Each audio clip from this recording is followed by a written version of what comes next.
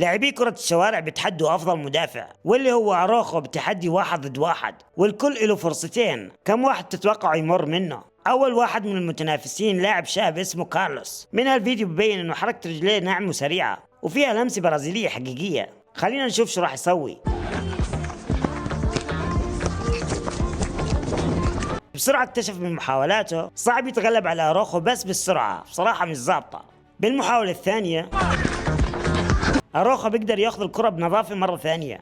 فيك تقول إنه الولد لسه بحاجة يقوي جسمه.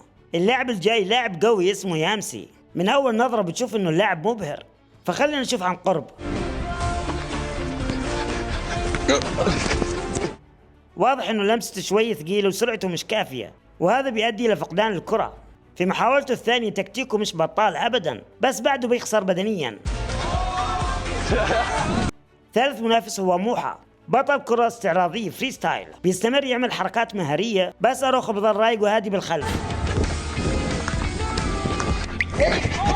بالنهاية موحى خسر بسبب قرار نفسه، آخر فرصة للتحدي، لكن مرة ثانية بيخسر بسبب تقصير منه.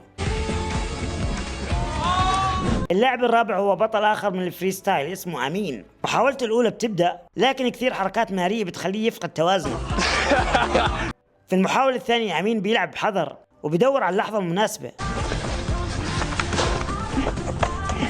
لكن للأسف مش كافي. آخر منافس لاعب كرة شوارع اسمه براندون. بصراحة هذا اللاعب قوي بدنيا، فخلينا نشوف إيش راح يصير. واضح تحكم بالكرة أفضل من اللاعبين السابقين. مهووس بتمرير الكرة بين رجلين أروخو وخسر الكرة. في محاولته الأخيرة براندون غير خطته وبدأ يستكشف طريقة فيها صبر، بس حتى بهالوقت الاعتماد على السرعة لحالها مش كافي، وأروخو بيقطع الكرة بسيطرته البدنية. بعد ما شفنا كل شيء، كم تقييمك لأروخو دفاعيا؟